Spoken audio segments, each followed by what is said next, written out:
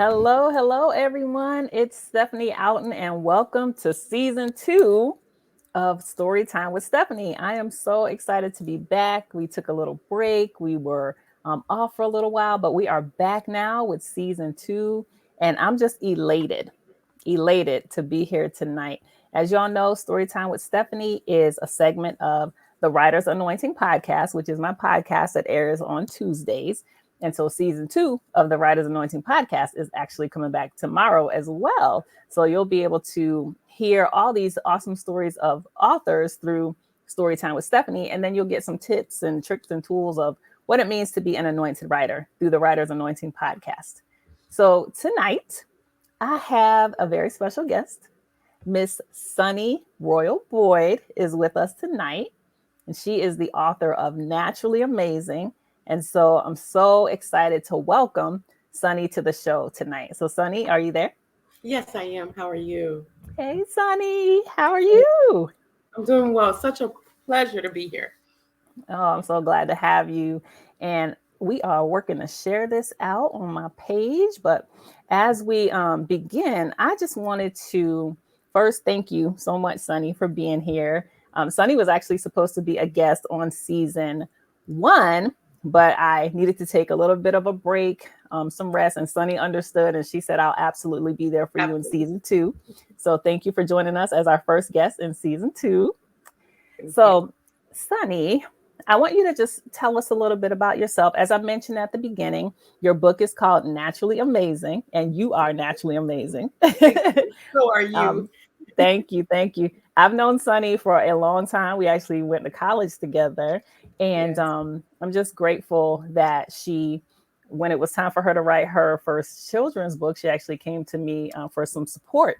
And so I want you to tell the audience a little bit about yourself, what it is that you do, your platform, and then we'll start to talk about Naturally Amazing.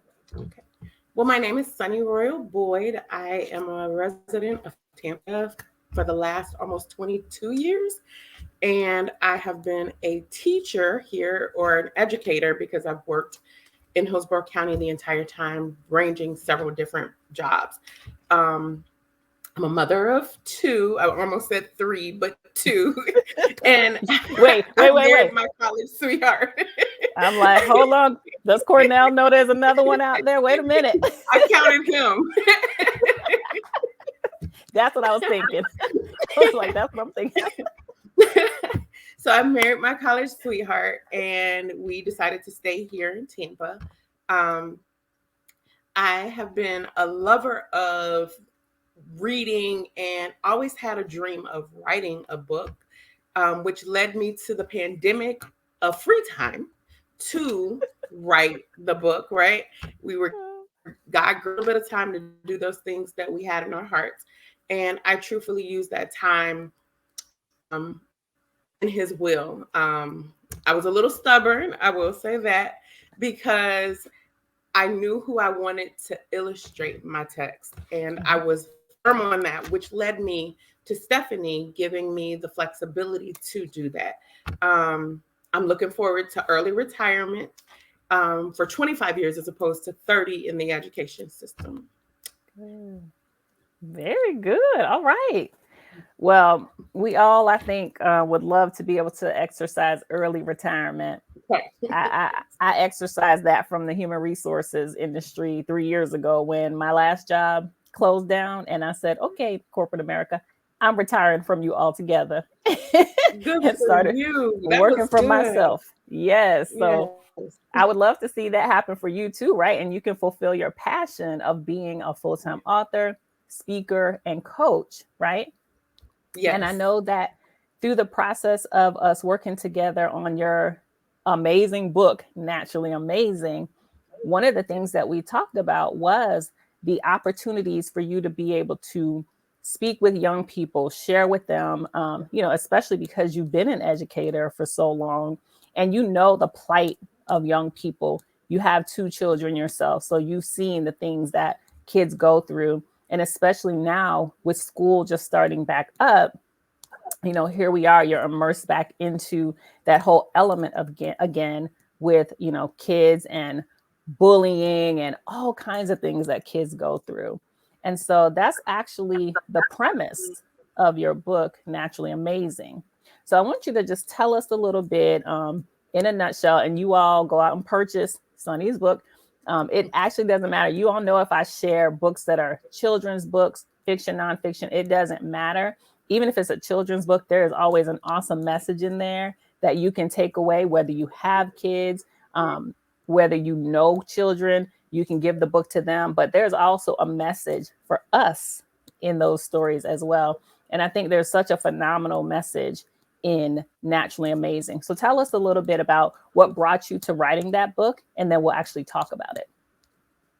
Well, the truth of it is, it brought me from my daughter coming home complaining about these three little girls in elementary school.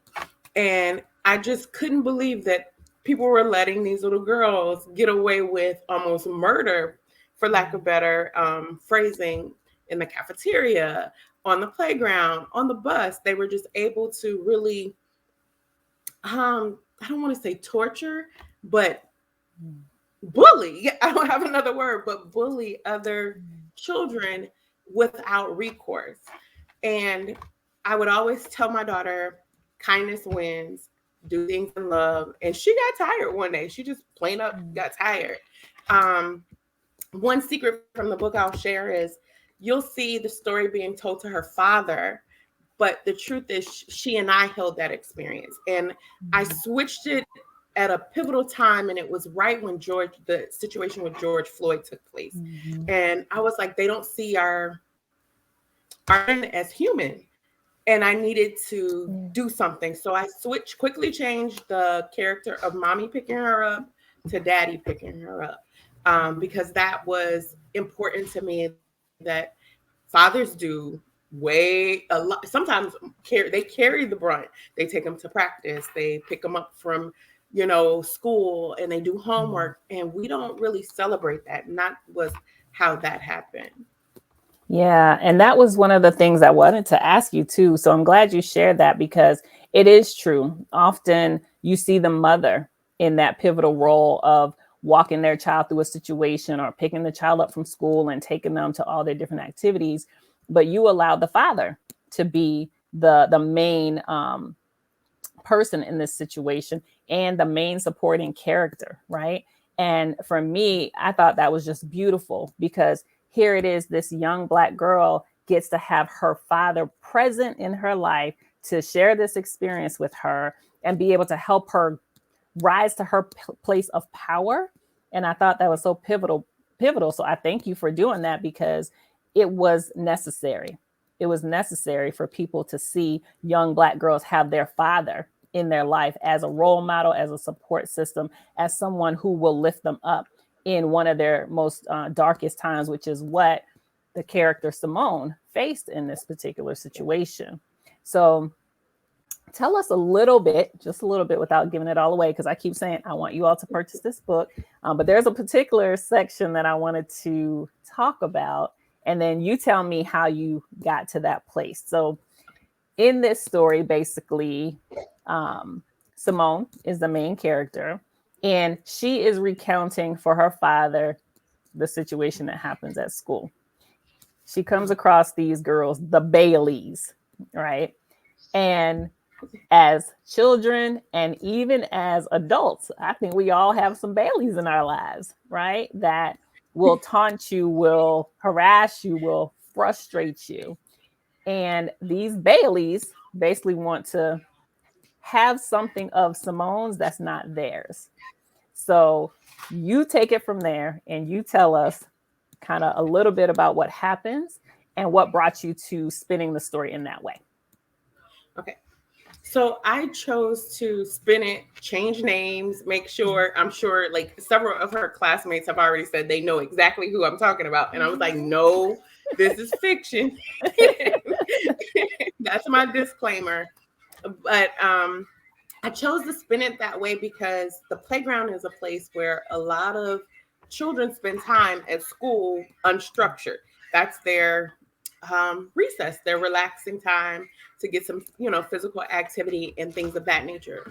So I knew that that was going to be a pivotal place for me, or where I wanted the story to kind of have its climax for the kids, because they all kind of can relate from age, what, 3, if not younger, all the way through high school where they're going to PE.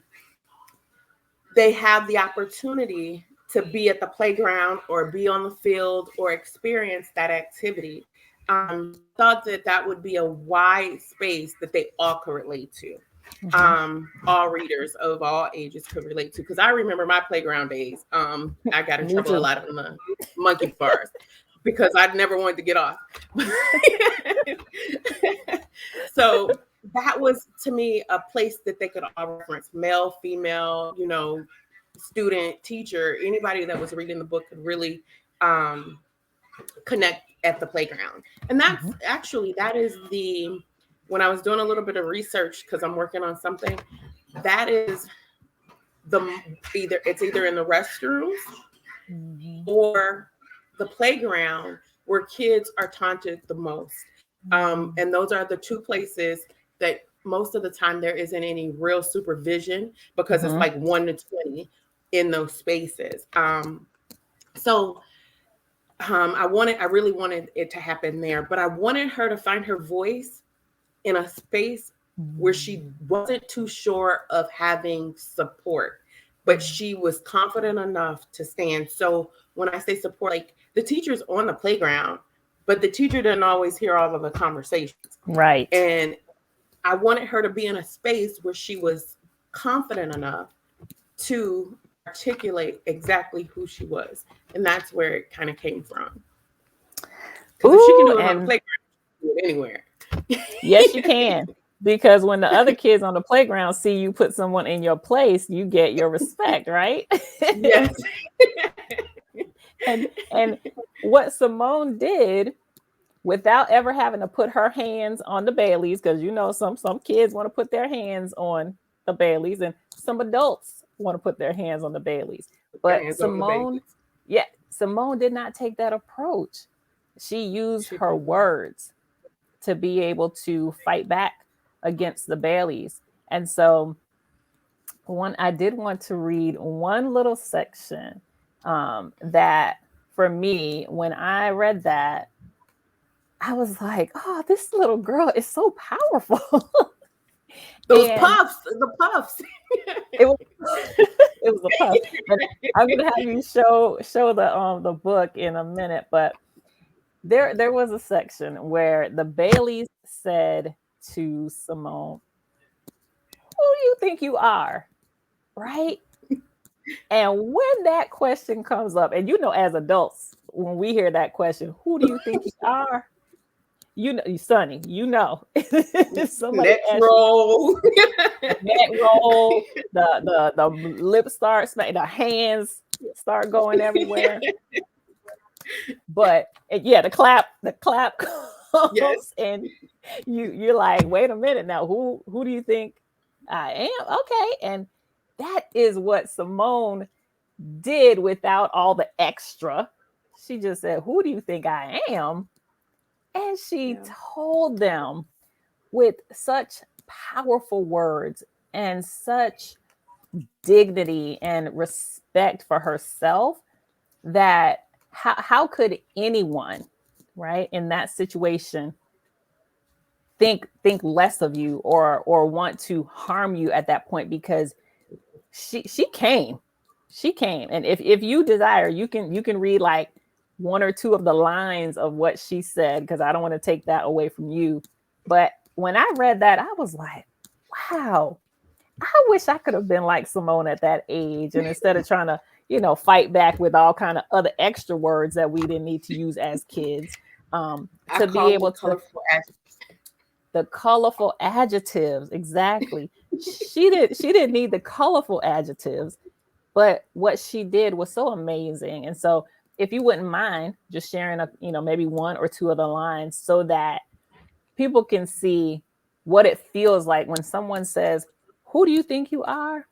How you can actually present yourself. And if anyone is out there watching with their kids, and feel free to share this out on your pages, especially invite your friends that have kids and need to hear this, that if they're in a situation where they're being bullied, where they're being taunted, where someone's trying to take their stuff and they don't want to give it up, but they also don't believe in using their hands to fight back, I want them to hear this. I want them to hear what Simone says to the Baileys when they said, "Who do you think you are?" Go ahead, Sonny. One of my favorites is I am artistic like painter with watercolors creating a portrait to admire today and evermore.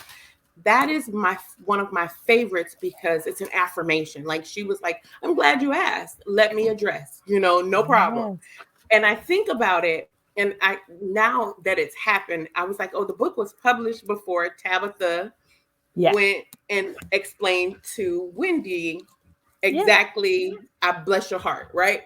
And Yeah. so when I think about what Simone does in the text, she does a Tabitha to the Baileys, politely, Yes. courteous, with respect, no hard feelings. And but I do like the artistic because it shows no matter what I'm doing, you ask me who I am, I can share. Yeah.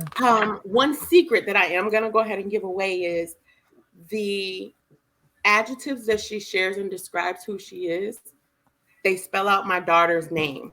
A lot of people didn't know Mhm. that if they were just reading the book, but that's Yeah. one of the little secret love notes that I wanted for her. Um, Oh. and think about an 8-year-old. She was about 8 when this happened. About an 8-year-old, and they're dancing. So I'm gonna try to share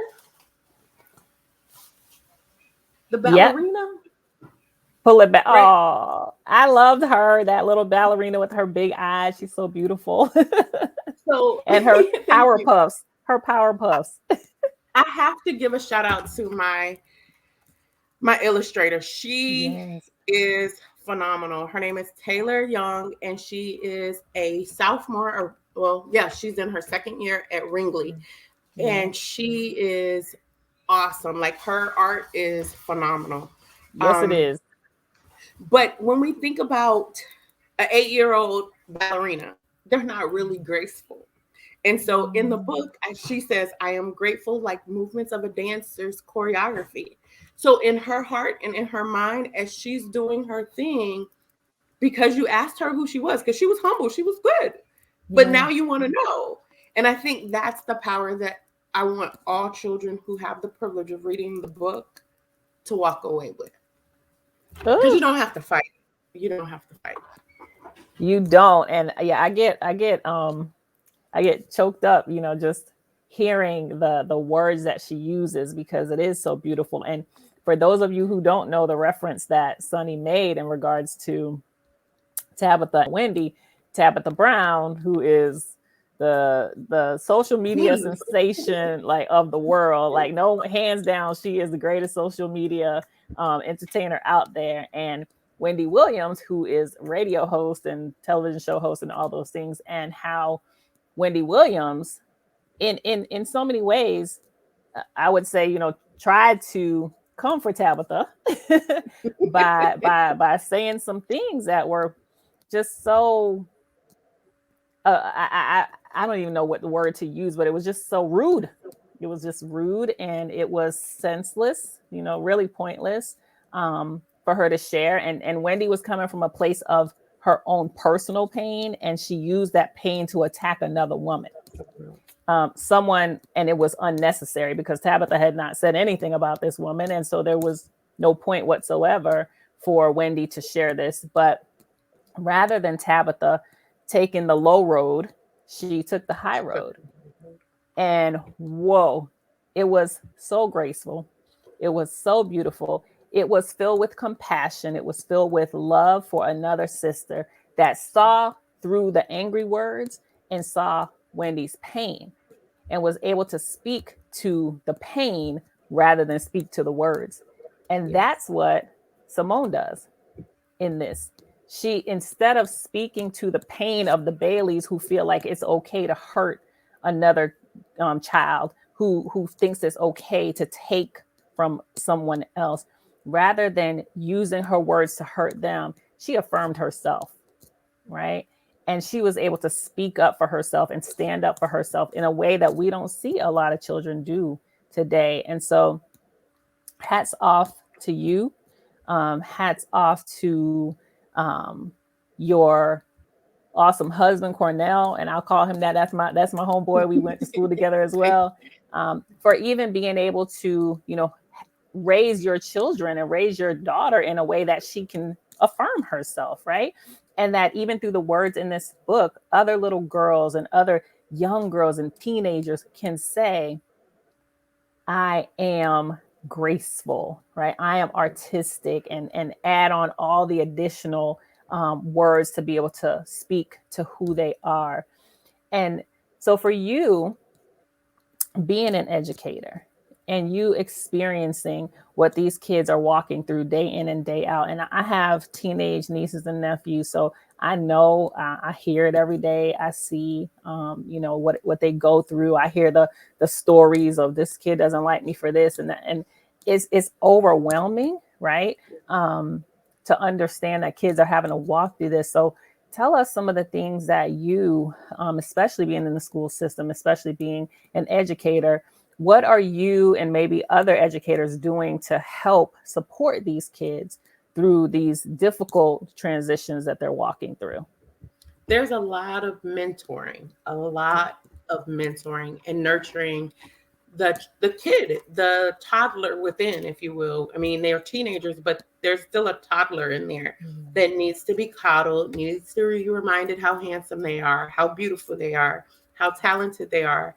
And that's where I know a lot of my time is spent, is nurturing the toddler within. And it comes back, and I say that it comes back to you over and over again, because their love and their appreciation for it might not be dollars, but it might be a high five, or a hug, or Miss, I did it, or Miss, you helped me. They never say your whole name. It's always Yeah. Miss. Miss. So, like, why is that? It's just easy. And they're like, it's easy. I got 7 teachers. I was like, but you want me to remember your name? Right. Exactly. But I will tell you, I taught a all girls class at a local school, and I was like, I am not a good teacher for girls. I'm just not a girl teacher. I was like, and they were like, well, if we give you the boys, I'm not a boy teacher. I cannot do all the testosterone. So I was like, just keep it mixed so I have a balance of both, and then I'm good. But what I discovered as being an all-girl teacher was that I was stronger with the girls than with the boys. The boys would have had whatever they wanted. They probably would have had pizza parties every day. The girls walked away, right? The girls walked away truthfully stronger and better. There were disagreements amongst them. They weren't all friends, but they were respectful of each other. And I think that's something that across the board, we might not be best friends. We might not even like each other, but we have a mutual respect for one another. And that was one of the things that I walked away from that class learning, because I always learn every year, learning the power of, it's okay to disagree. It's okay she likes blue eyeliner and you like white. It's okay, I promise. And they started to really respect each other in that space, that so much people are like, well, what are you doing over there with those girls? Because they normally at each other's throats in the neighborhood. And I'm like, it's a blessing that we're in there together. And I think that's one of the things I have to say over and over again, that when we affirm, whether it's, hey, nice shoes, especially with our young men do not play about their sneakers. But if we, affirm them in that positive right, and we're direct and honest about the things that are wrong without being harsh, the truth, like that wasn't the right way to communicate with that person. And then they reflect and they think about it and they'll come back, but it doesn't have to be aggressive. And I think a lot of times as adults, we forget that we were once children and teens. Yes. And so we weren't as refined as we are now, and they're in the refining process. So I think I know most of my colleagues, we spend a lot of time nurturing the toddler within. I like to say that, as opposed to our teenagers, because our teenagers they still need hugs, and they still need the walks. Yes, they do. Yes, they Yeah. do. And you know, it's interesting because when we initially started talking about this book, and I'm firm that when we're talking about books and the stories and the messages that people want to share, there's the what's next, right? What do you want to do with that? What does the message, or how will you take that message into the next place, right? Because it's not always about the book. People need you, right? And when they can get to you through the book, then there's an access point that they now have where they can get more. And so one of the things that you and I talked about is that more, right? Being able to take this message, the anti-bullying message, and spreading it, in a larger way. Do you have some ideas and some thoughts around some of the things that you intend to do, whether starting in your own school system and then extending outward, outside of the mentorship, some of the other things that you want to do to be able to help young girls and young boys who may be faced with bullying, or programs that can actually help kids understand how to process and deal with their own feelings so that they don't get to a place of wanting to bully someone else. What are some of the thoughts that you have around that and some of the things that you've been actively thinking about doing? In my 5-year plan, Yes, I because chuckle Sunny is a because planner. This girl got a 5-year plan, a 10-year plan, which the I exit love. out of the The exit exit out out of plan. retirement. Right. This is the exit. I do plan to strengthen the platform of anti-bullying, finding your voice, the mental health component of be, and I go to mental health a lot because when we're bullied or when someone has been bullied, they generally recluse and hide, or they attack their loved ones. And so that mental health piece, being in tune to that, um, I look forward to the opportunity of discussing it in classrooms, with teachers, with parents. The doors are open and the possibilities are endless. I actually have a classroom experience in September that I'm so looking forward to, um, sharing the anti message with a fifth grade class here in the Hillsborough County. So I'm very excited about that. And that was an opportunity provided by the Links Organization, who Mhm. reached out. They do an annual event every year and they asked me to be their author. So I'm excited about that. And the book has been sold. I have to share this internationally in Canada and Europe and Australia, not Europe, Yeah. Australia. So I'm like, technically an international author. How does that how does that happen? Yay! But God, right? So Yes, but God. so things are starting to move, and the libraries will have it in August. Not August, it's August now. In October, the Excellent. local libraries will have it in October. Very Excellent. Oh, excited. yes, I'm super excited. And I know, because this message is something that really touches so many people, right? And so everywhere, people everywhere need to have this book in their school systems to be able to help kids to understand how to overcome, one, first overcoming fear, right? Because Simone, this character, she could have easily been afraid. She could have easily just said, you know what, hey, take my rope. I don't want to be bothered. But for her to be able to come out of that place of fear, not agree with fear, right? And to be able to say, I'm going to come into agreement with who I know I am. And I'm going to speak from that place and speak from that place of authority. And so many parents, this book allows even parents to see how to help coach their children, right? Through that process of coming into who they really are. And you said a word earlier about the refining process. And Sunny knows, like, when I hear things, I'll speak it over you. And that was something that I heard because I already told her, I'm like, you got a program in here. Um, but it's that refining process, right? And so I'm imparting that to you. That's a program, Okay. refined, Okay. refined. Okay. Um, so anyone out there listening, don't you snatch that. That is for Sonny Royal Boyd. That was an impartation for her, the program that I know that she's anointed to be able to use to share, to help children and their parents to understand how to overcome the spirit of fear, how to rise up in courage, how to take their authority, and how to use their voice to fight rather than using their hands. I saw some comments coming up before. You had Kim Reed Watson said, "Great job, sister." We got Cornell Boyd out there. He said, "Great points for the messages that you were sharing before." Tamila Mullins says, "That's amazing." I mean, there's comments coming through, and I thank you all. And feel free, like I said, to share. And if you have questions or comments that you want to make, feel free to share them, because we want this show to be engaging. We want there to be dialogue, right? Because I'll just talk, I'll just ask questions, right? But we want you to be engaged as well. So if you have any other questions or comments, feel free to bring them up.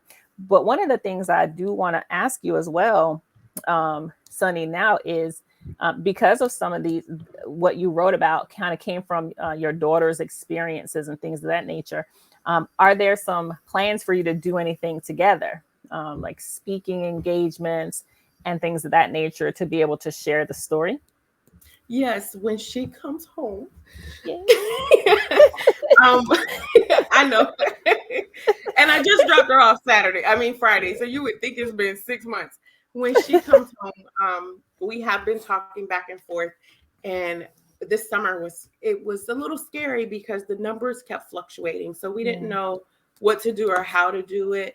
But I think hopefully the numbers calm down by Christmas, that we can have like a cookies and chat with the two of us and do something in that way of celebrating the book, because she's like, "Mommy, this is about me." And she's a college student now. And so she's still proud. And that makes me even more happy. I am working on a second book, and I gave her the eye so that she could tell me the story, like so that I made sure I had this story. It was about her becoming a big sister. And the Baileys have an appearance in there too. Oh, these Baileys. What is it with the Baileys? They just can't stop. Well, you have to keep, you have to keep the continuity and keep all the characters connected. Yes. But this time they just kind of recognize that, oh yeah, we forgot for a moment. But they have a quick little piece because of who Sagan or who Simone is in the text.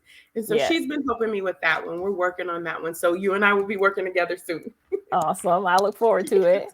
Now, I'll say this. I was talking to Sonny when we were backstage, and I was telling her how I got a chance to actually meet her daughter for the first time. I'm like, I see her like on social media, and I knew all about her from the the story and the book, but I got to meet her face to face. And first I'll say, you and Cornell have done such an amazing job. She is a beautiful, beautiful young lady. And I mean, you all have to be so proud of her. When I say she handles herself truly with such grace and pride and dignity in all the things that she's doing, you all have to be proud. I was proud just from my interaction with her. And I won't share the whole story because it is hilarious. It was funny. It was hilarious how I met her, but even just in meeting her, her spirit was so beautiful. Thank you. And she is everything that you and Cornell have raised her to be. She's just such a wonderful young lady. And I can literally see how, even in a situation, if, when she dealt with this, with the Baileys, the Baileys, because again, they're fictional. They're fictional. They're fictional. How she was able to rise out of that, because it seems very much her personality, that she would be able to share from a place of loving herself and not hating on other people. Yeah, so like my hats are off to you too. And I'm sure your son is the same way. Hopefully I don't meet him in the same way I met Sagan. Hopefully not. He'll be like, call my mama. In fact, call my daddy. They generally say call daddy. Oh my gosh. Well, I have I thoroughly enjoyed just the whole process of working with you on this book. It was naturally amazing. It was beautiful to see, the story coming together. And you had already written the story before you came to me, but just to hear how it came about and working with Taylor, she's so sweet. I mean, she's just Yeah, a she lovely is. young lady, She an is. awesome illustrator. And I already told Sunny, I'm like, when she frees up her time, I want to bring her on to the Cocoon Twins publishing team to illustrate because she does such an amazing job. She does Very great sweet. work. And even my illustrator Calvin, who y'all know I always toot his horn, but even he saw her work and he was like, this girl got something going on. She So really does. he was like, she got some, for her to be as young as she is, and she's already illustrating from a high level. And he was like, yeah, she has something going Yeah. on. So um, Taylor, if you're listening, you have an opportunity to come with Cocoon Twins Publishing to illustrate for us anytime. Yay. But I'm just grateful to see how God is using gifts, right, in his children. And he used her gift of illustration. He used your gift of writing. He used your passion for kids Yeah. to be able to bring this story to life. And I know that there's a message for you to share with parents who are facing these challenges with their kids, on how they can walk alongside their children when they're going through this. Some parents, get angry, get upset, want to go talk to the school and all that. But there's a level of work that happens in the home first, right? And how you cultivate your children and how you love on them and how you groom them to know how to love on themselves helps them when they get into the school environment, because it is not the teacher's responsibility to raise your child. It is not the teacher's responsibility to even have to discipline your child, but it is their responsibility to help Yeah. continue the cultivation that you already started in the home, right? And so being able to help parents and even the teachers in the school to know how to support kids, I think is going to be one of the greatest ways that God is going to use you as you step into this new season. Um, he has more, even the speaking, the coaching, the programs that you're going to create, the mentorship programs that you will create that will become international programs to be able to support this cause of anti-bullying. It's going to be so far reaching. And so I know you have an amazingly supportive husband at home. Yes. He's going to have to get ready because you are about to be pulled in a lot of directions for the He'll work. probably say she already is. Yeah, a lot more, a lot more directions than you already are, because this is something that is so needed, and you are the woman to do Thank it. you. And Thank so God is just rising you up now into this place that he wants you to be so that you can be prepared for what's to come. And so I am just excited. I thank you for allowing us to be on the ride with you, because this is going to be like a fast moving roller coaster. you. But And it's just the beginning.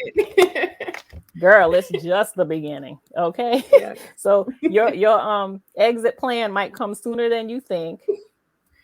I'm okay So with that. I'm okay. be ready for that too. But this is just going to be such a powerful journey, and I'm excited for every bit of it that's coming for you. So Thank if you. you had some words of encouragement that you would want to give to parents, then to their kids, and then to teachers, the school systems, everyone that operates or works with kids in any way, what would those three messages be? I would think that they would all be the same. Mm. Trust who you are, trust who you know the child or children that you're working with are, and empower them in their gifts. When we start to focus on the child and not what we perceive, quick story, I wanted a cheerleader. I wanted an all star cheerleader. That's all I wanted. I wanted an all star cheerleader. Well, I got a dancer. Mm-hmm. And I got a dancer in the most embarrassing way possible. And I say that because she plopped down on the blue mats at cheerleading practice one day and said, "No more, mommy," as loud as she could say it. And I said, "Sweetie, come off the mat." And she was like, "No." And she did not budge. I had to walk onto the mats to get her. But I had to realize that it was about me and what I wanted, not about Mm. her. And the moment we shifted from my wants in the world and I was going to have a cheerleader and she was going to be an amazing cheerleader to Mm. listening to her voice. I mean, she might have been 6 or 7. And Wow. and she stood her ground with me. And I had to embrace that. And I think a Mm-hmm. lot of times when our kids tell us no, or when children say no, we find it or we perceive it as defiance. But Yeah. truthfully, they know what they know earlier than we know what we think is best for them. Because she would have been an Oh. amazing cheerleader. I don't take that, like, I still think Yeah. I would have had an amazing cheerleader, She but would have, with her personality. Oh yeah, she would have been a great cheerleader. she was adamant about dance and she's never Mm. been without it. So when I think about who she is and when we think about who the children are that we're raising, that we're nurturing, and that we're mentoring, we have to listen to their voices, because if we don't, Mm. we miss a privilege of nurturing where they're going. And Mm. sometimes while we're trying to maneuver and make them and mold them into what we perceive them to be, we lose the whole child. And we don't want to do that. We want Mm. to allow them to live in their gifts. I have to toot my husband's horn.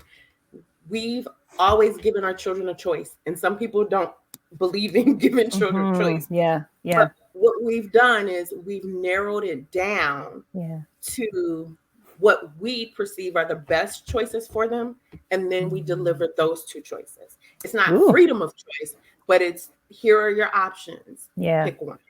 And I think that that's probably been one of our power parent points, Yeah. of being able to build quality relationships with our children when they're not afraid to ask anything, Mm. and those conversations, breaking down those barriers. So to the students, to the children, speak up. Yes. Like, share your voice, articulate what you want. Yes. Will love you for it later, because it saved us a lot of money instead of trying to make her a cheerleader.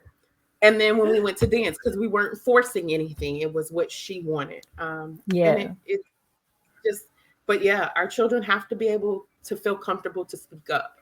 And I think that's Yeah. powerful. It's not what you When say, it's how you say it. So if I don't like Brussels sprouts, not, "Mommy, these Brussels sprouts are nasty." "Mommy, can mm, we have broccoli?"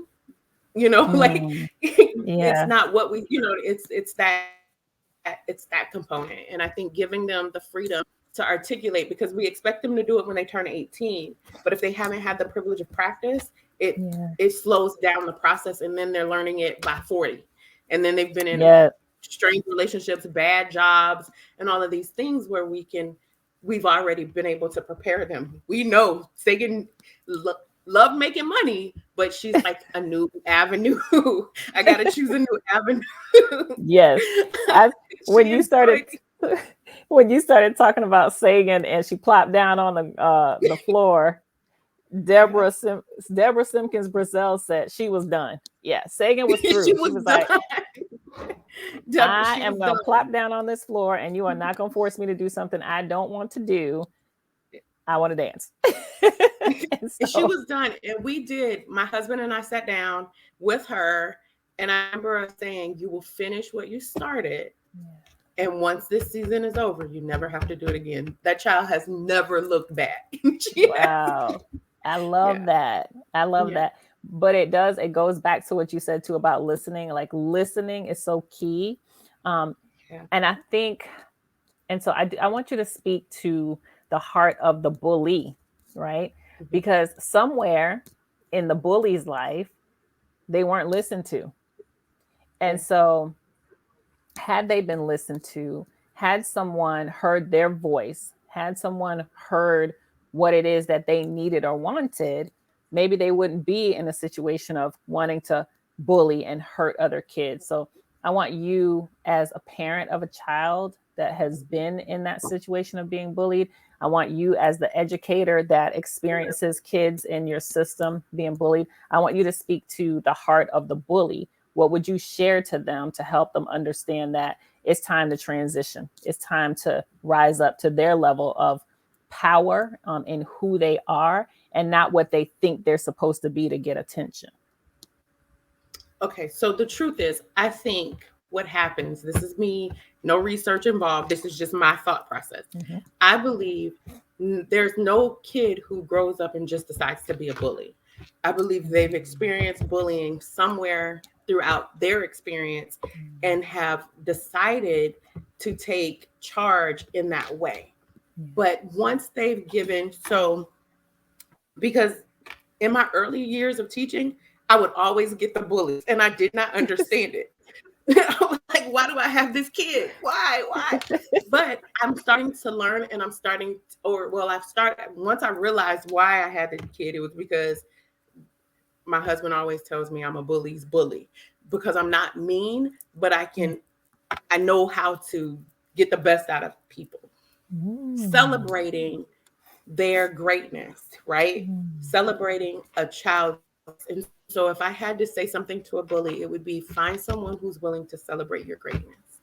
Ooh. And that will diminish the privilege or the potential opportunity to bully someone else. Because when someone's celebrating you, you don't have time. You don't look for ways to get attention. You're already celebrated. I mean, the schools that I've taught, and whether it's a high five in the hallway from a janitor or a hug from your favorite teacher, you can see the difference in the bully and how they approach and how they change the way they're treated. If the teacher doesn't greet them in the morning, or because we don't know, and I'm going back to the teacher in me, but we don't always know what our children are coming from, but we know what we bring to the table. And so when you know what you bring to the table, you give them power to be the best them they can be. And so when we're celebrating their gifts, and like I said to the bully, if you can find someone to celebrate you, let's go there. Like, I'll share today. I have to share an office at work right now. And a young lady came into the office and she looked at me. She was like, because I'm new at the place. She kind of looked like, who is this? And why is she in our office? And the person that she came to see was like, this is Mrs. Boyd. She's here. But why is she in our space? I don't want to talk with her in here. And I was like, I was like, okay. And I packed up. And I said, when I left, I told her, I said, I understand, because this was your safe place. It was normally their safe. This was the first year that it was a shared space. Okay. And so she saw me later on that day and she was like, yeah, that's the miss that left the room. And I was like, but the miss. When they find their person and when they find their safe space, it's a beautiful thing. And I didn't want to be a hindrance to that, but she was she was like, and why is she in our office? So be like, because it's when they partially mine now. Right. It's partially mine now. Let me pack up. Let me pack up. I said, like, I'll give you some privacy, but I'm coming back in 15 minutes to my shared office. But and I understand that, because that was her safe. That's her safe space. And a lot of times they don't get a safe space from wherever they're coming from, but we have to be in tune to that. Yeah. And she was able to find that person, the person you share the office with, that would celebrate her, that would listen to her, that would be there for her. Deborah says, this is an awesome discussion. Deborah, share with your friends. We're going to, Cornell says, bullies have been bullied and they want to deliver that feeling to someone else. And that is true. That is true. I mean, even as a kid, I was bullied, but it did not in any way make me want to bully anyone else. I wanted to protect people from that, right?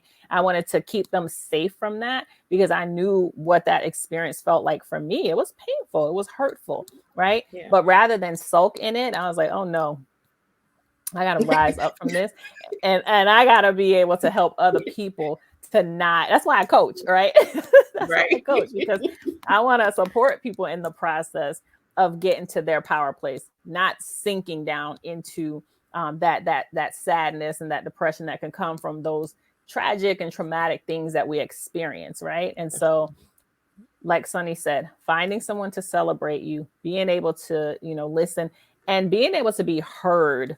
Because it's one thing for someone to listen to you, but be heard as well, I think is That's very powerful. critical when it comes to these individuals who are bullying, right? And to the kids who are being bullied, speak up, just like Miss said, just like Miss said, just I like like to Sunny said. tell those that are being bullied, they are Mhm. not a victim. They are a Yes, victor as soon as they find their voice. And that yes, to me is the key. Because once you start to feel like, oh, there's nothing or no one, but as soon as they found the way to be powerful and say no, it's one word, yes, no, not today. You cannot have my yes, lunch money. You cannot take whatever I have. No. And when you yes, say no, it almost takes the breath out of a bully. They're like, "What? Do you know? I yeah, will come get you." Like, do what you have to do, but that answer is no today. And standing mm, up it's powerful. It's powerful. Takes a little yes, effort, but it's powerful.